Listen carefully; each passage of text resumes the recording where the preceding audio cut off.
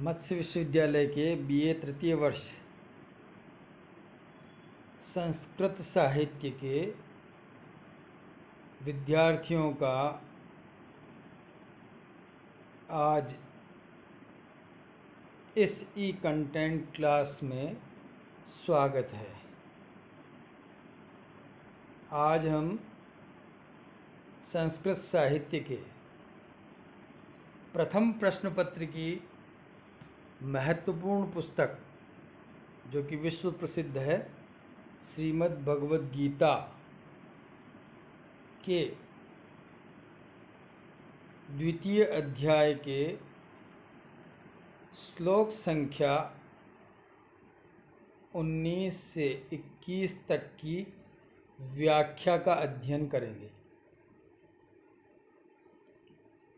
अर्थात उन श्लोकों को समग्र रूप में अध्ययन करेंगे।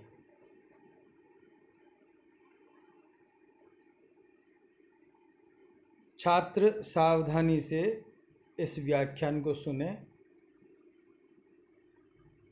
और अंत में दिए गए गृह कार्य को पूर्ण उत्साह से संपन्न करें। 19वां श्लोक आपकी स्क्रीन पर इस प्रकार है, जिसका वाचन मैं कर रहा हूँ, ध्यान से सुने। य एनं वेत्ति हन्तारं यश्चैनं मन्यते हतम् उभौ तौ न विजानीतो नायं हन्ति न हन्यते।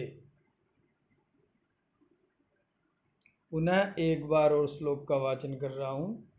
य एनं वेत्ति हन्तारं यश्चैनं मन्यते हतम् उभौ तौ न विजानीतो नायं हन्ति न हन्यते।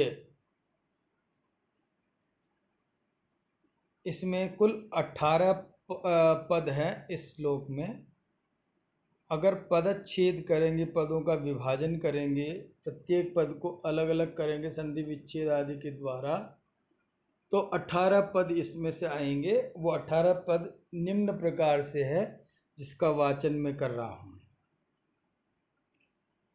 यह एनं वेत्ति हन्तारं यह च एनं मन्यते हतम् उभौ तौ न विजानीतौ न अयं हन्ति न हन्यते। पुनः एक बार पदच्छेद का वाचन कर रहा हूँ। यह एनं वेत्ति हन्तारं यह च एनं मन्यते हतम् उभौ तौ न विजानीतः न अयं हन्ति न हन्यते। तो इस पदच्छेद पर मैंने संख्यांकन किया है। संख्याओं के क्रम के आधार पर छात्र अन्वय का अभ्यास करें, जिससे कि उनको अन्वय अच्छी तरह से समझ में आ जाए। अब इसका अन्वय इस प्रकार होगा, जो मैं वाचन कर रहा हूँ। यह एनं हन्तारं वेत्ति च यह एनं हतं मन्यते उभौ तौ न विजानीतः अयं न हन्ति न हन्यते। पुनः एक बार और पदपाठ कर रहा हूँ, वो अन्वय कर रहा हूँ कि यह एनं हन्तारं वेत्ति च यह एनं हतं मन्यते तौ उभौ न विजानीतः अयं न हन्ति न हन्यते। इसका अर्थ और व्याख्या इस प्रकार होगी कि यह जो व्यक्ति एनं इस आत्मा को, आत्म तत्व को, हंतारम वेत्ति, मारने वाली जानता है, वेत्ति जानता है, च और यह जो व्यक्ति, एनम इस आत्मा को, हतम मन्यते मरा हुआ जानता है या समझता है, तौ उभौ वे दोनों ही, न विजानीतः नहीं जानते हैं, नहीं समझते हैं, ये दोनों ही प्रकार के व्यक्ति इस बात को नहीं समझते हैं कि अयम यह आत्मा न हंती, न तो किसी को मारती है, और न हन्यते, न किसी के द्वारा मारी जाती है। न तो ये किसी को मारती है और न ये किसी के द्वारा मारी जाती है। पुनः एक बार अर्थ, यह जो व्यक्ति एनम इस आत्मा को, आत्म तत्व को, हंतारम वेत्ति मारने वाला जानता है कि यह आत्मा मारती है, यह च यह और जो, एनम हतम मन्यते इस आत्मा को मरा हुआ समझते हैं, मानते हैं, तौ उभौ वे दोनों ही प्रकार की व्यक्ति, न विजानीतौ नहीं जानते हैं कि अयम यह आत्मा न हंति, न तो किसी को मारती है और न हन्यते, न किसी के द्वारा मारी जाती है। न तो किसी को मारती है और न किसी के द्वारा मारी जाती है। ये इसका शाब्दिक अर्थ हुआ। अब व्याख्या इस प्रकार होगी कि अभिप्राय है कि आत्मा को नहीं जानने वाले लोगों को निम्न दो प्रकार के भ्रम होते हैं। यानी वस्तुतः यह भ्रम की बात है, यह अज्ञान की बात है, यह विपरीत ज्ञान की बात है। क्या बात है कि दो प्रकार के भ्रम क्या होते हैं कि पहला तो यह कि यह आत्मा किसी को मारती है, यह एक भ्रम है, जबकि आत्मा किसी को भी नहीं मारती है। और दूसरा भ्रम है कोई इस आत्मा को मारता है, तो यह भी एक भ्रम है, क्योंकि कोई भी इस आत्मा को मार ही नहीं सकता, है ना। तो ये दो प्रकार के भ्रम, दो प्रकार के व्यक्तियों को यदि होते हैं, तो वे दोनों ही प्रकार के व्यक्ति इस बात को जानते ही नहीं हैं, आत्मा के बारे में, आत्मा के ज्ञान के बारे में वो भ्रमित होते हैं। और तो निष्कर्षतः श्री कृष्ण अर्जुन को ये कहते हैं कि यह आत्मा किसी को भी नहीं मारती है और कोई भी इस आत्मा को मार ही नहीं सकता है। इस प्रकार व्याख्या इस संपन्न होती है।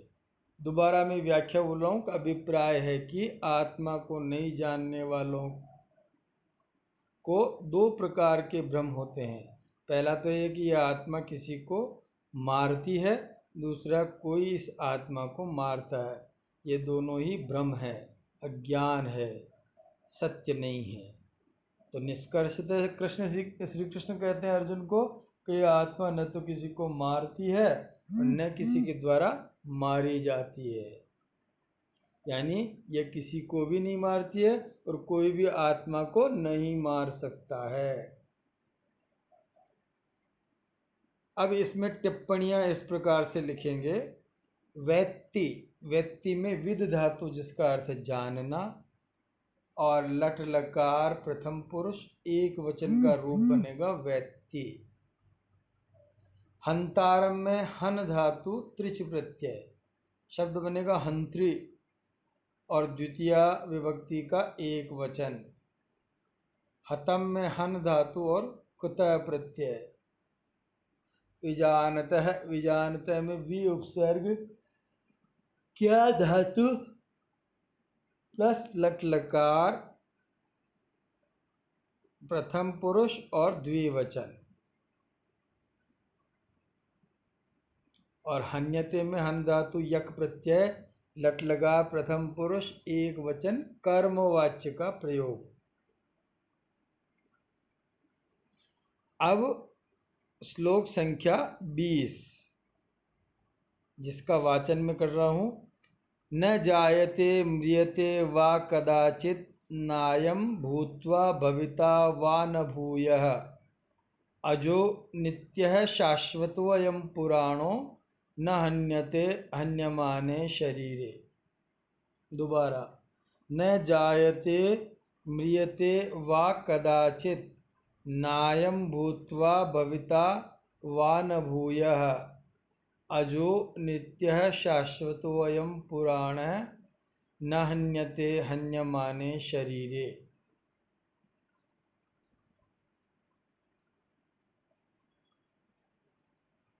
इस श्लोक में कुल 21 पद हैं, जिसमें पदों के विभाजन से वो समझ में आएंगे। पदच्छेद इस प्रकार है। न जायते म्रियते वा कदाचित् न अयं भूत्वा भविता वा न भूयः अजः नित्यः शाश्वतः अयं पुराणः न हन्यते हन्यमाने शरीरे। पुनः एक बार पदच्छेद इस प्रकार है। न जायते म्रियते वा कदाचित् न अयं भूत्वा भविता वा न भूयः अजः नित्यः शाश्वतः अयं पुराणः न हन्यते हन्यमाने शरीरे। ये 21 पदों का पदच्छेद किया है और इन सब पर मैंने संख्यांकन किया है। उस संख्या के क्रम के आधार पर छात्र अन्वय बनाने का या अन्वय करने का अभ्यास करें।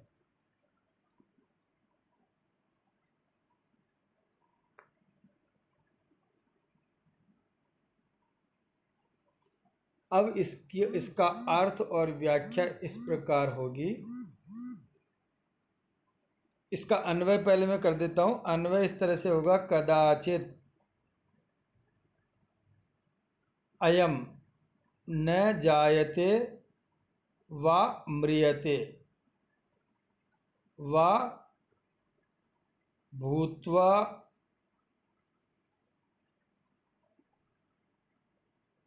न वा भविता भूयः भविता भूयः न भविता अजः नित्यः शाश्वतः पुराणः अयम् अजः नित्यः शाश्वतः पुराणः शरीरे हन्यमाने न हन्यते। पुनः एक बार और अन्वय। कदाचित् अयम न जायते वा म्रियते वा न भूत्वा वा न भूयः भविताः भूयः न भविता अजः नित्यः शाश्वतः अयं पुराणः शरीरे हन्यमाने न हन्यते। ये 21 पद का अन्वय मैंने किया है। आप सावधानी से अन्वय का अभ्यास करें। यह श्लोक परीक्षा की दृष्टि से महत्वपूर्ण है, अतः व्याख्या ध्यान से सुने। कि कदाचित यानी वस्तुतः यह आत्मा, कदाचित यानी किसी भी काल में, न जायते न तो उत्पन्न होता है, वा न म्रियते अथवा नहीं मरता है, और न तो कभी किसी काल में जन्म लेती है और न कभी किसी काल में मरती है, और न च भूत्वा वा भूयः न भविता अथवा न ही ऐसा है कि यह उत्पन्न होकर के पुनः दोबारा उत्पन्न नहीं होगी। यह उत्पन्न होकर के दोबारा उत्पन्न नहीं होगी ऐसा भी नहीं है, बल्कि कैसी है आत्मा? अजह है, अजन्मा है, इसका जन्म नहीं होता, जन्म तो केवल शरीरों का होता। तो अजः नित्य है, यह नित्य है, शाश्वत है, सदा रहने वाली है। पुराण है, पुरातन है, यानी प्राचीन रहने वाली है। शरीरे हन्यमाने, शरीर के नष्ट हो जाने पर भी न हन्यते, ये कभी भी नष्ट नहीं होती है।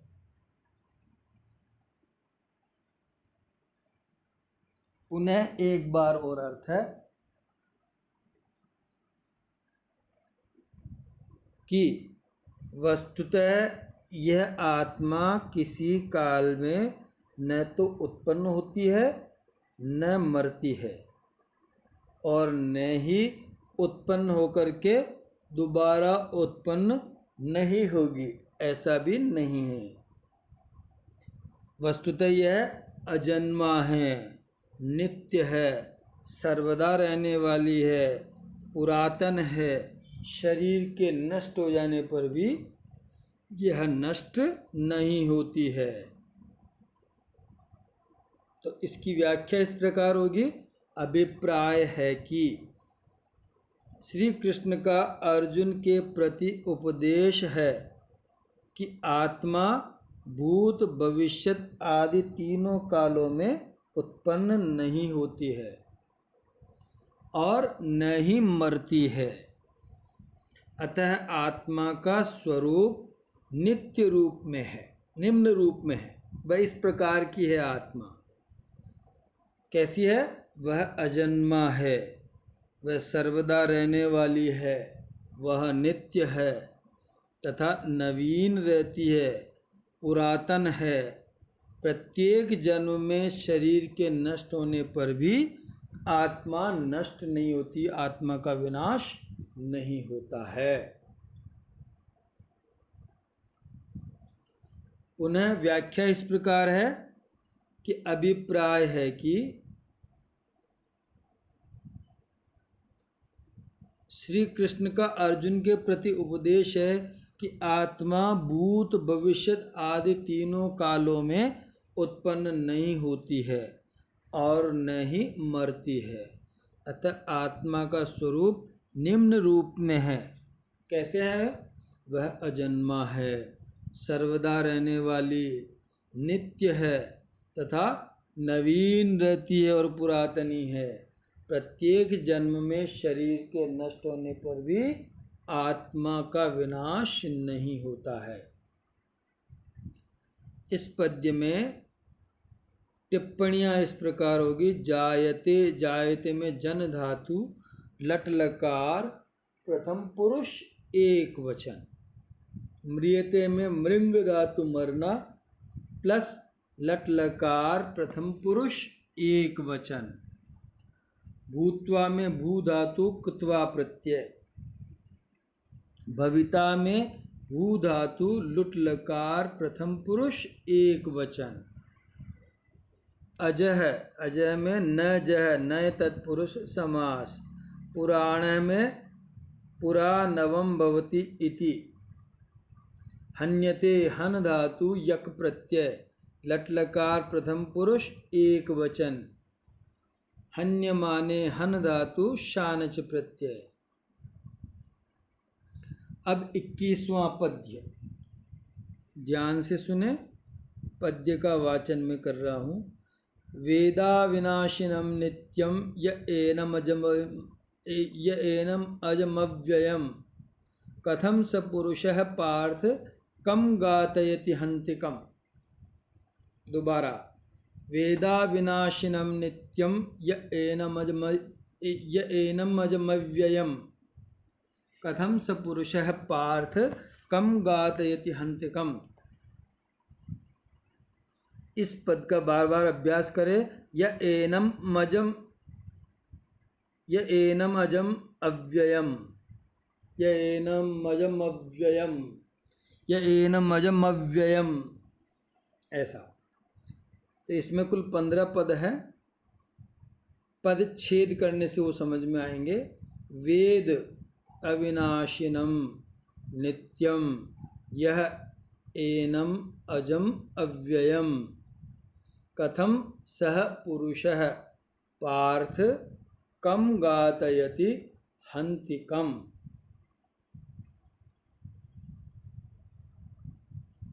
वेद अविनाशिनम नित्यम यह एनम अजम अव्ययम कथम सह पुरुषः पार्थ कम गातयति हन्ति कम। ये 15 पद संस्कृत की विशेषता है कि पदों को कहीं पर भी रखा जाए उनका अर्थ नहीं बदलता है, इसलिए पदों को व्यतिक्रम में रखा गया है। सही क्रम में रखने पर उसको अन्वय कहेंगे। तो मैंने संख्यांकन किया तो इसी संख्या के क्रम के आधार पर उनको रखेंगे पदों को, तो वह अन्वय बन जाएगा और उस अन्वय के आधार पर अर्थ करना सुगम होगा। अब इस पद्य की व्याख्या इस प्रकार, अर्थ इस प्रकार होगा कि पार्थ हे प्रथापुत्र अर्जुन, यह एनम जो व्यक्ति इस आत्मा को अविनाशिनम विनाश रहित, नित्यम नित्य यानी हमेशा रहने वाली, अजम यानी अजन्मा, अव्ययम कभी नष्ट नहीं होने वाली, वेद यानी जानता है, जो व्यक्ति आत्मा को इस रूप में जानता है तो स पुरुष है, वह पुरुष, कथम कम गातयति कैसे किसको मरवाता है, हन्ति कम कम हन्ति और किसको मारता है, यानी वह न तो किसी को मरवाता है और न किसी को मारता है। पुनः एक बार और अर्थ है, हे पार्थ हे प्रथापुत्र अर्जुन, यह एनम जो व्यक्ति इस आत्मा को अविनाशिनम विनाश रहित, नित्यम यानी नित्य, अजम अजन्मा, अव्ययम नाश रहित ऐसा वेद यानी जानता है, स पुरुष है वह पुरुष, कथम कम गातयति कैसे किसको मरवाता है, हन्ति कम कम हन्ति किसको मारता है, अर्थात वह न तो किसी को मरवाता है और न किसी को मारता है। तो इसकी व्याख्या इस प्रकार होगी, अभिप्राय है कि श्री कृष्ण का अर्जुन को आत्म विषयक उपदेश है कि मरवाना और मारना रूप सभी व्यवहार आत्म स्वरूप के अज्ञान में ही है, अर्थात जो आत्मा के स्वरूप को नहीं जानता वास्तविक रूप से, वही मरवाना और मारना रूपी क्रियाओं को आत्मा से संबद्ध करते हैं। जो मनुष्य आत्मक स्वरूप को यथार्थ रूप से जान लेता है, जिसने इस आत्म तत्व का भली भांति अनुभव कर लिया है कि आत्मा ही अजन्मा, विनाश रहित, अक्षय, अव्यय, नित्य आदि है, तो ऐसा अनुभव जो मनुष्य कर लेता है, वह मनुष्य कैसे किसको मरवाता है और कैसे किसको मारता है, यानी न तो वह किसी को मरवाता है और न किसी को मारता है, क्योंकि वह आत्मा के वास्तविक स्वरूप को जान गया। तो आत्मा तो न तो मरती है और न किसी को मरवाती है। पुनः एक बार व्याख्या इस प्रकार है कि अभिप्राय है कि श्री कृष्ण का अर्जुन को आत्म विषयक यह उपदेश है कि मरवाना और मारना रूप सभी व्यवहार आत्मा के स्वरूप के अज्ञान में ही निहित हैं, अर्थात आत्मा के यथार्थ रूप को जो नहीं जानता है, वही मरवाना और मारना रूप क्रियाओं को आत्मा से संबद्ध करता है। जिसने इस तत्व का भली भांति अध्ययन कर लिया है कि आत्मा ही अजन्मा आदि है, वह मनुष्य कैसे किसको मरवाता है और कैसे किसको मारता है। टिप्पणियाँ इसमें इस प्रकार होगी, वेद, वेद में विद धातु जिसका अर्थ है जानना, लट लकार प्रथम पुरुष एक वचन, अविनाशिनम न विनाशिनम नय तत्पुरुष समास, अजम न जह इति अजह तम अजम, ये भी नए तत्पुरुष का उदाहरण है। अव्ययम न व्ययम इति, यह भी नए तत्पुरुष का उदाहरण है। गातयति, गातयति में हन धातु णिच प्रत्यय प्लस लट लकार प्रथम पुरुष एक वचन, और हंति में भी हन धातु मारना लट लकार प्रथम पुरुष एक वचन। यह व्याख्यान समाप्त हुआ आज का ई कंटेंट्स का। आशा है छात्रगणों ने ध्यान से इसको सुना होगा और इस पर मनन करेंगे और इसका पुनः अभ्यास करेंगे घर पर। अब छात्रों के लिए गृह कार्य है, जो आज की व्याख्यान में जो श्लोकों की व्याख्या की गई है उनके आधार पर कुछ प्रश्न आपको गृह कार्य के लिए दिए जा रहे हैं। इन सभी प्रश्नों को आप अपनी नोटबुक में करें और समझ में नहीं आए तो पूछ सकते हैं। नायम हंति न हन्यते, इस पंक्ति का भाव लिखिए। इस पंक्ति का क्या अर्थ है यह आपको लिखना है। श्लोक संख्या 20 के अनुसार आत्मा के कोई 4 विशेषण लिखिए। आत्मा के 4 विशेषण श्लोक संख्या 20 में जो आए हैं उनके आधार पर लिखने हैं। श्लोक संख्या 19 की संदर्भ सहित व्याख्या कीजिए। श्लोक नंबर 21 की व्याख्या कीजिए और श्लोक नंबर 20 का अन्वय कीजिए। यह आप सभी के लिए गृह कार्य है। कृपया इस गृह कार्य को नोट करें और पूरा आज ही कर दें ताकि इन श्लोकों की व्याख्या के जो अध्ययन किया है उसका अभ्यास हो सके और परीक्षा के अनुरूप तैयारी हो सके। धन्यवाद।